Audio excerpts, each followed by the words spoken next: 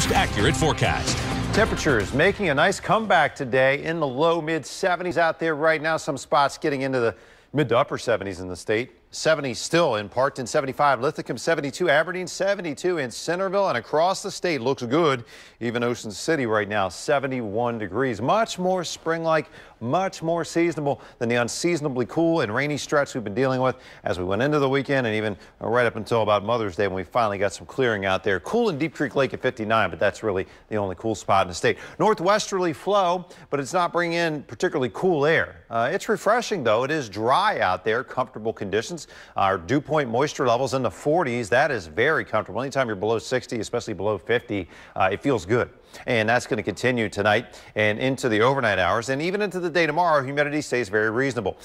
That will not hold up toward the end of the week as heat and humidity levels both rise. So enjoy this very comfortable, dry and refreshing weather while we have it. I mean, that really is the best advice.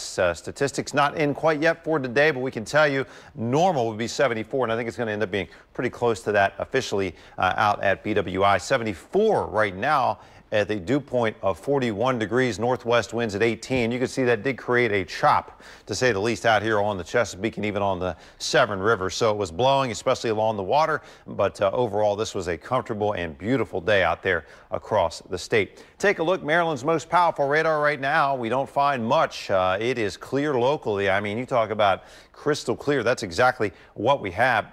Closest weather maker is going to be that area of low pressure that brought us the ugly weather to start the weekend. Cleared that just in time for our Mother's Day.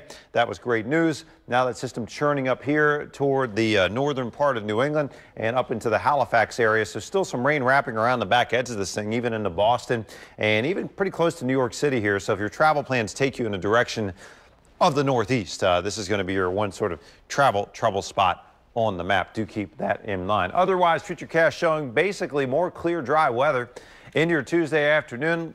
Maybe a little minor disturbance passing just north of the state. Might bring a shower as close as upstate New York. But I think here locally, we're going to stay clear and dry and breezy. Looks good, breezy and clear tonight.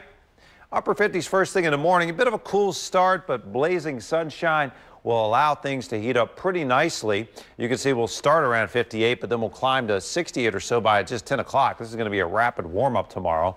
Low 70s by midday, upper 70s to the 80s as we go into the afternoon, maybe 80 or so on average right across the immediate Baltimore region. We see what's going on out there. The coolest air has already retreated north. We've got a stalled frontal boundary just to our south-southwest.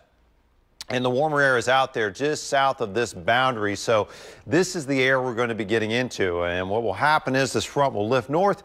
We'll get the Bermuda high setting up offshore. And as that happens, we'll start to increase the flow, the moisture and heat pump, if you will, coming out of the Gulf Coast states. And you can see just how hot some of the air is out there right now. You can see there's mid to upper 80s from Birmingham into Atlanta.